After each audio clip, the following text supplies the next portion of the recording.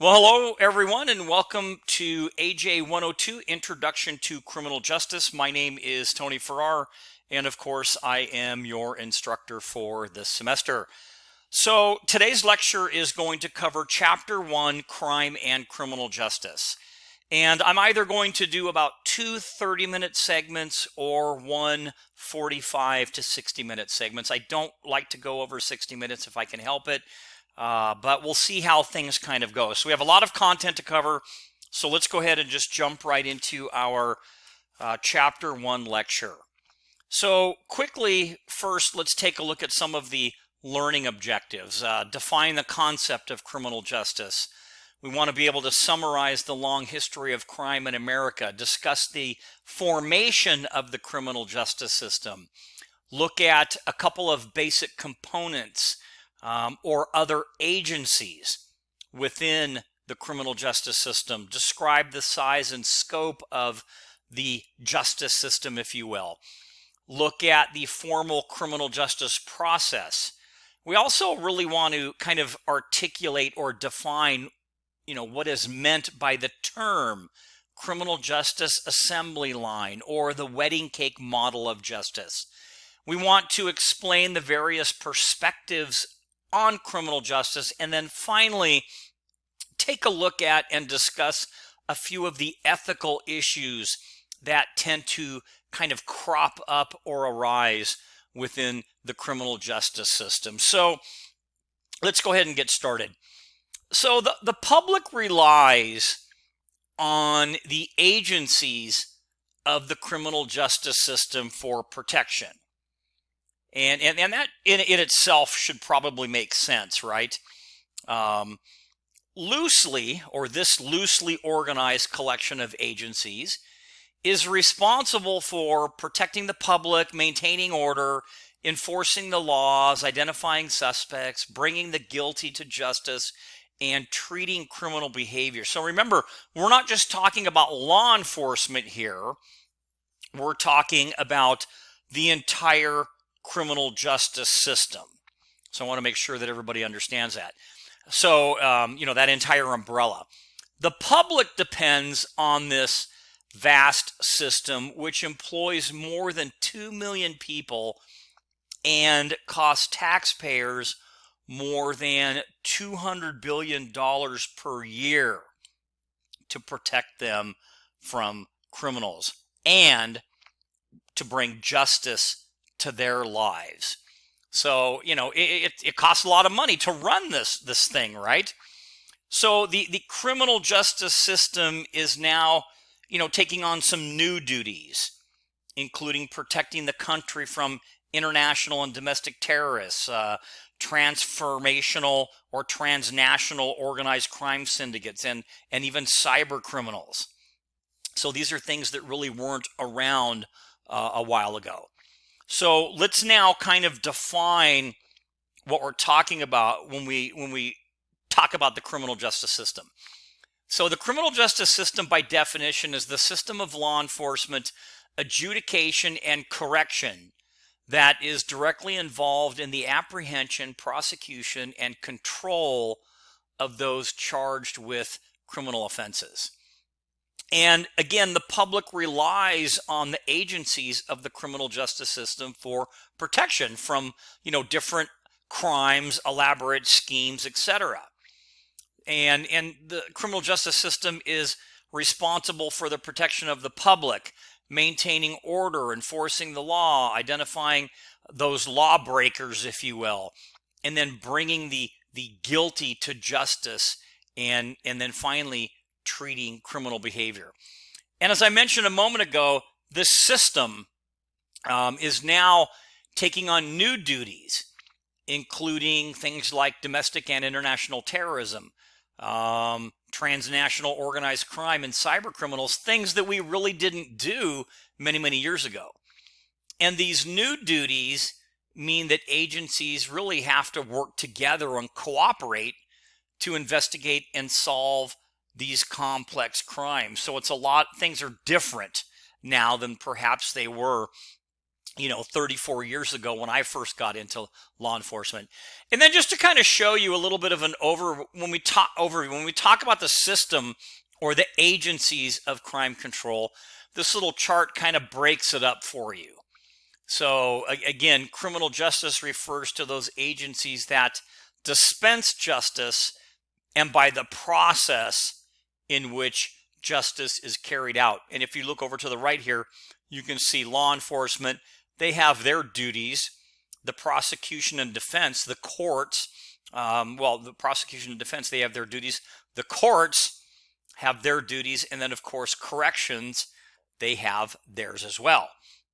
Now, because of the extensive media coverage of high-profile criminal events, people are routinely heard saying, hey, crime is getting worse every day. It's horrible, right? Or I can't remember when it was, safe to walk the streets. So I thought I would show you a really quick chart. And there's an interesting thing that the FBI publishes on an annual basis, and it does run behind. But here's what they call a 2019 crime clock. And this should really make you think, because a crime clock shows you statistics of what we call Part 1 crimes, and we'll learn more about that in just a little bit, on the frequency of occurrence throughout the United States. So an example would be for violent crime. There's one of these violent crimes every 26.3 seconds. Now, we're not talking just in one particular city, we're talking across the United States, but it's pretty stressful when you look at these crime clocks and you're probably saying to yourself, wow, does it really happen that often? And then here's a list of property crimes that occur as well. So again, kind of interesting. And if you want to know how things have changed, I gave you just an example. I took a crime clock from 2016, and you can see there was a violent crime that occurred every 25.3 seconds. And then 2017, it went down a little bit. 2018, it's a little bit better, right? 26.2 seconds. And then 2019, 26.3. So you can actually look at crimes individually by time frame. So kind of a cool thing to look at. So how then has crime kind of developed? Is it a recent development, or how does this happen, right? So crime and violence have been common since the nation was first formed. And if you look at things like crime in the Old West and crime in cities, you'll be able to kind of see that, things were a little bit, we had crime back then and we have crime now. So, after the Civil War, many former Union and Confederate soldiers headed west with the dream of finding gold or starting a cattle ranch, and some even resorted to murder, theft, and robbery. And if you don't know a little bit of history, the notorious John Wesley Hardin, who was allegedly killed about 30 people, studied law in prison and became a practicing attorney before his death. Henry McCarthy, better known as the infamous Billy the Kid, if you follow that, participated in range wars and may have killed more than 20 people before being gunned down in 1881 by then Sheriff Pat Garrett. And Billy had just turned 22. And others formed outlaw bands that terrorized the Western territories. And there really is no more storied bad person in the history of America than, if you remember, the outlaw Jesse James, right? Who made his living robbing banks and trains. And a folk hero, James remained an active outlaw until April 3rd, 1882, when he was shot in the back by a guy by the name of Bob Ford, a fellow then gang member who did the deed in order to claim a $5,000 reward. And, folk tales aside, James was in fact more of kind of an impulsive killer than a latter-day Robin Hood, if you will. And then we start to kind of come forward a little bit. The Old West was not the only era where gang activity flourished. In East Coast cities, gangs bearing, colorful names such as the Hudson Dusters and, the shirt-tailed, the shirt tails battled rivals for control over the streets. And in New York City, many gangs, including, the Swamp Angels, the Daybreak Boys, the Bowery Boys, and that's probably a more familiar name for some of you, really kind of competed for dominance. So there were these different, crimes and groups and gangs. And then even from, you look at the 1900s to about 1935, the nation experienced a sustained increase in criminal activity. And this period, of course, was dominated by the Depression era outlaws who later became, kind of mythic figures. Charles Pretty Boy Floyd was a folk hero among sharecroppers of eastern Oklahoma, and the whole nation basically kind of followed the exploits of its premier bank robber, John Dillinger, until he was killed in front of a Chicago movie house. And then you have the infamous Ma Barker and her son, Lloyd Herman. And then Fred and Arthur are believed to be responsible for killing more than 10 people. And Bonnie Parker and Clyde Barrow killed more than 13 people before they were basically killed themselves in a shootout with federal agents. So the crime problem really then, if you kind of look at it, it's not a recent phenomenon. It's been evolving along with the nation itself. And crime has provided a mechanism for the frustrated to vent their anger, for business leaders to maintain their positions of wealth and power, and for those outside the economic mainstream to take a shortcut to what we call the American dream, right? So maybe people are down on their luck, they might be poverty stricken, etc., is what we're kind of saying here. And everybody wants to reach a certain plateau in their lives, so they're going to take this shortcut and possibly get into criminal activity. We talked a little bit about the, some of the groups that kind of came about to combat crime. So when we talk now about creating criminal justice, well, back in 1829, the first police agency, the London Metropolitan Police, was created to keep the peace and to identify and apprehend criminal suspects. And a huge success in England, police agencies then began to appear, in the United States around the mid-19th century. And another 19th century innovation, the penitentiary or prison, kind of came about and offered an alternative to physical punishment, which used to happen, things like whipping, branding, or hanging. But let's kind of take a look, go back a little bit before that. In 1748, Henry Fielding, who was a lawyer, a playwright, and a novelist, right, of all things, was appointed the chief magistrate of basically Bow Street. And this was back in kind of, what we call police-less London, meaning they really didn't have law enforcement. And at that time, Fielding fought for social and criminal reform. And he basically defied the law by discharging prisoners convicted of petty crimes, giving them what we call reprimands in place of the death penalty, because penalties were really tough back then, and exercised leniency. And Fielding was also very instrumental in establishing the Bow Street Runners, which really was the first detective unit that was formed in London. And here's kind of an old photograph back from 1888.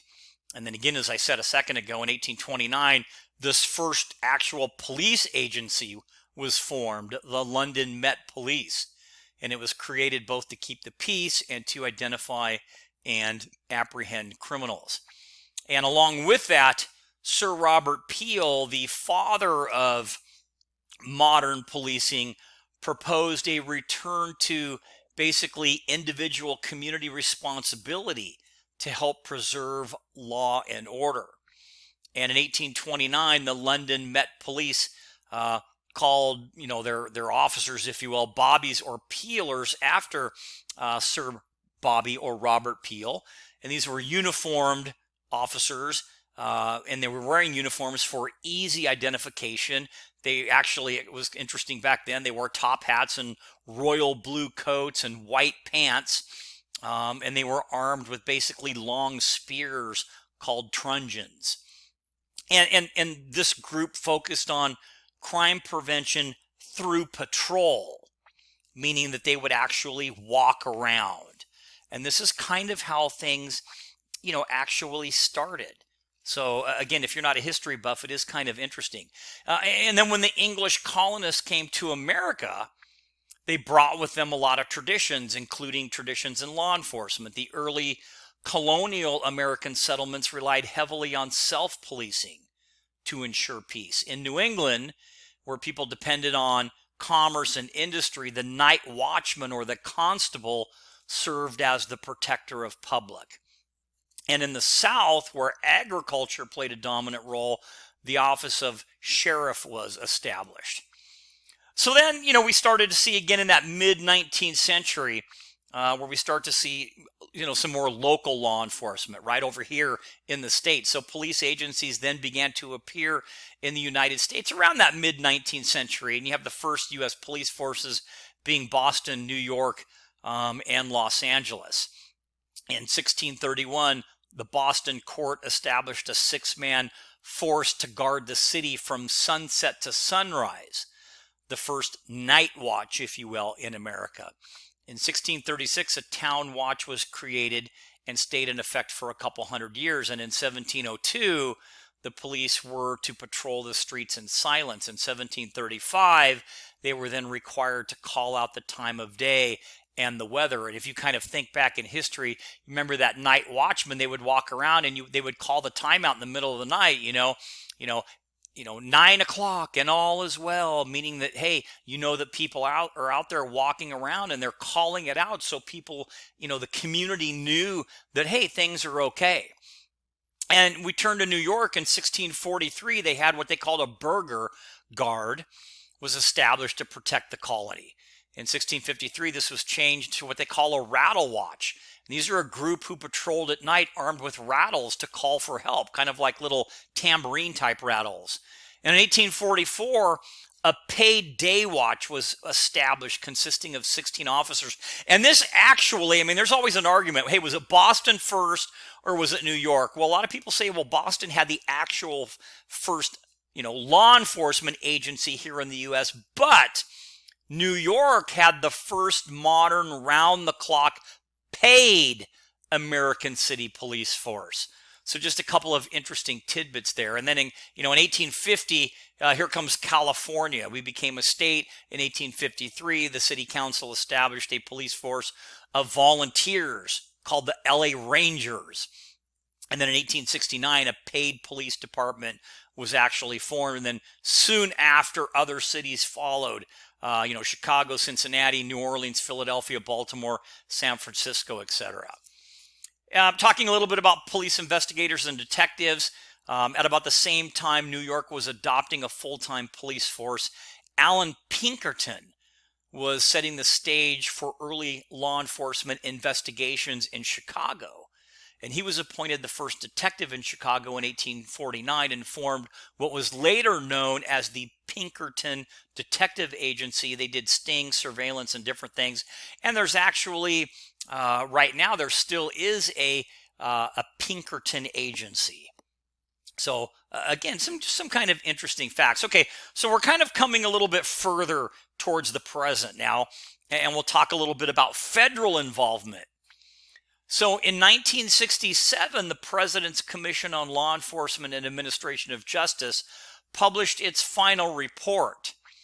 And, the report name was The Challenge of a Crime-Free Society.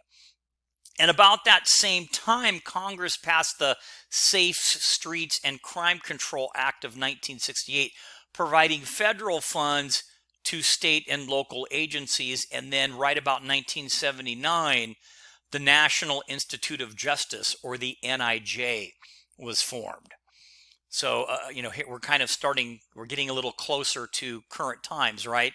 Again, so Safe Streets and Crime Control Act of 1968 by the NIJ. And then we had the Law Enforcement Assistance Administration, the LEAA, which provided technical assistance and hundreds of millions of dollars in aid to state and local justice agencies between about 1969 and 1982.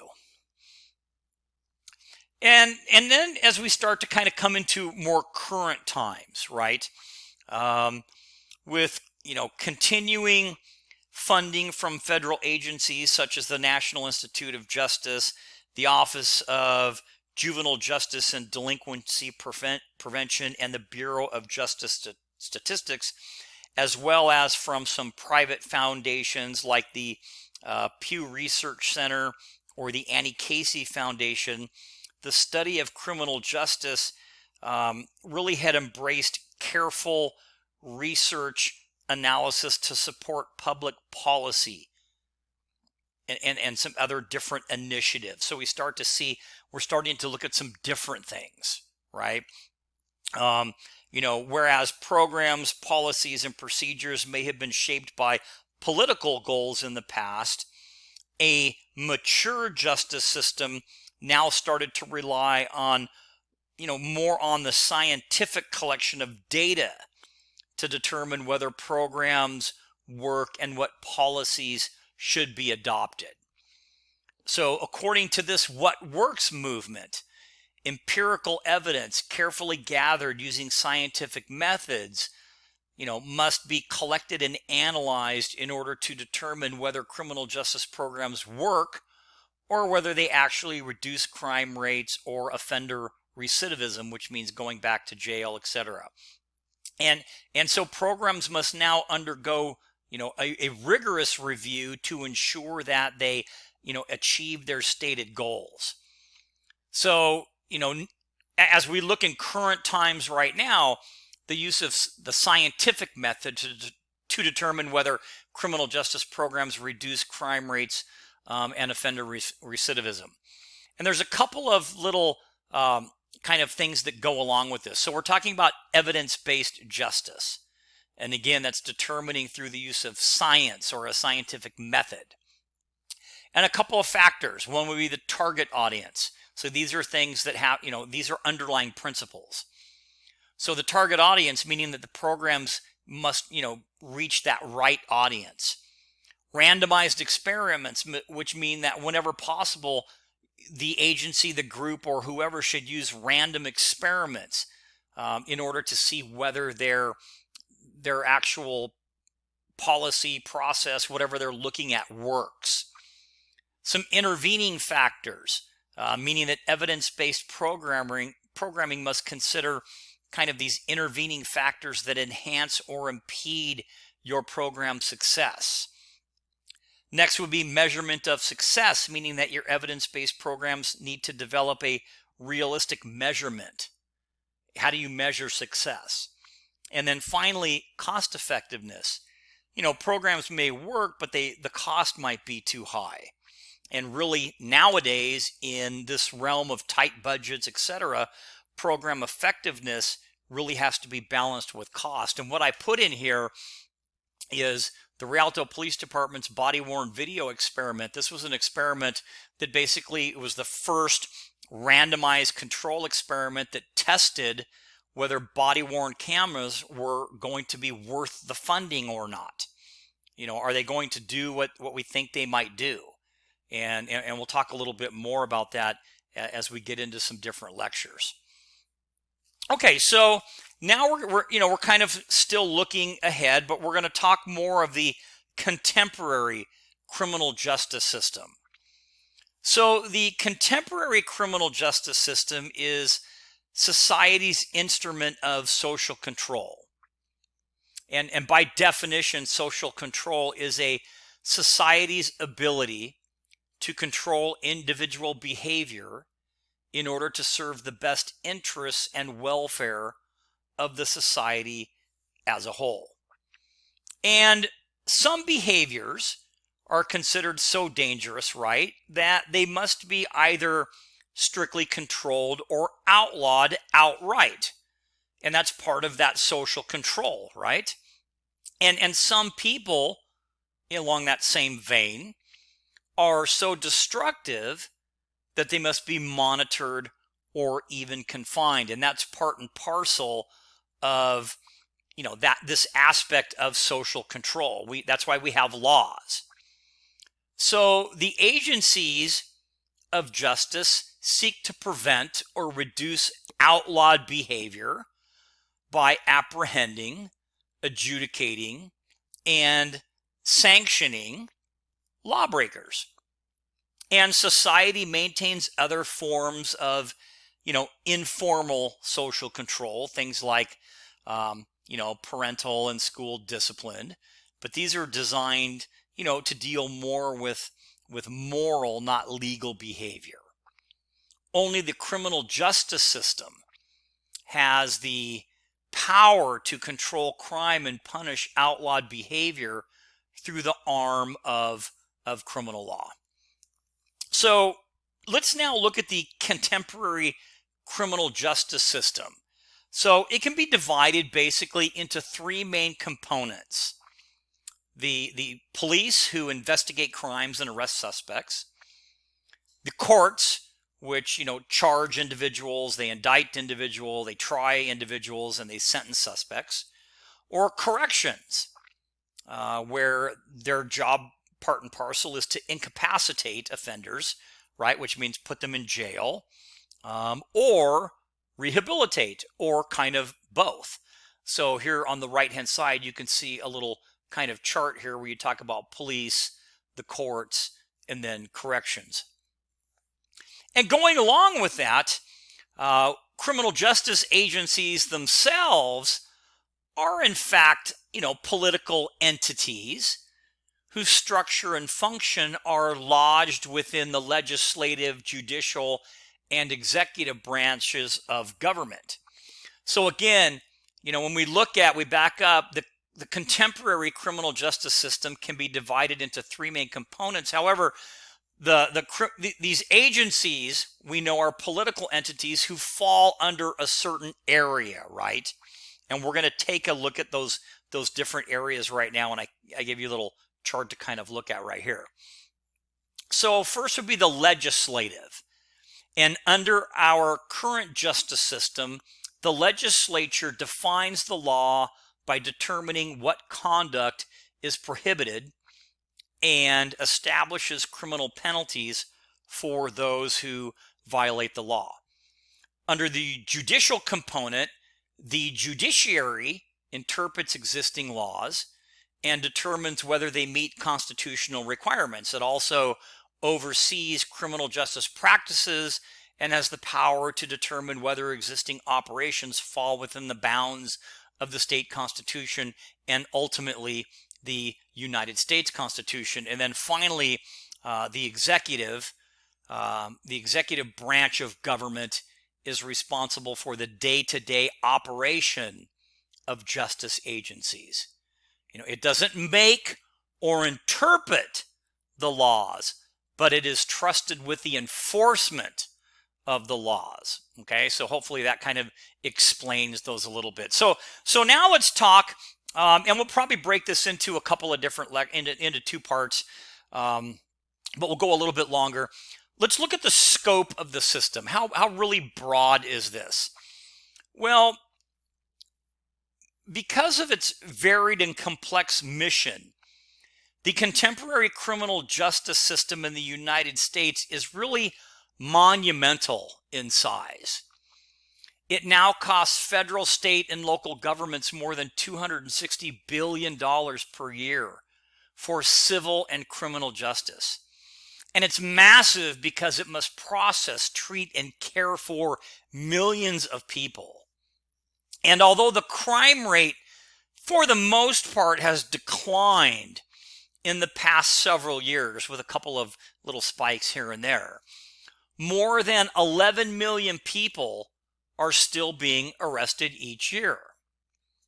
Nearly 7 million people are under some form of correctional supervision, including 2.2 million men and women in jails and prisons, and 4.8 million adult men and women being supervised in the community while on probation or parole. And we'll learn a little bit more about that later on. And if you kind of focus now on the actual law enforcement agencies, the nation now has almost 18,000 law enforcement agencies, including more than 12,000 local police departments, 3,000 county sheriff offices, and 49 state police agencies. In addition, there are 2,000 other specialized law enforcement agencies. And these agencies employ more than 1 million people, roughly 765,000 sworn officer, and the remainder are non-sworn. Sworn officers are those that have powers of arrest and carry a firearm, etc. Non-sworn do not. There are nearly 17,000 courts, more than 8,000 prosecutorial agencies, and 1,200 correctional institutions. So you can really see that there's just a lot there, right? So this might be a really good time to take our break. We're right about the 30-minute mark, so this will be part one. And then when we come back, we'll jump into the actual formal criminal justice process. So this will end the first half of chapter one.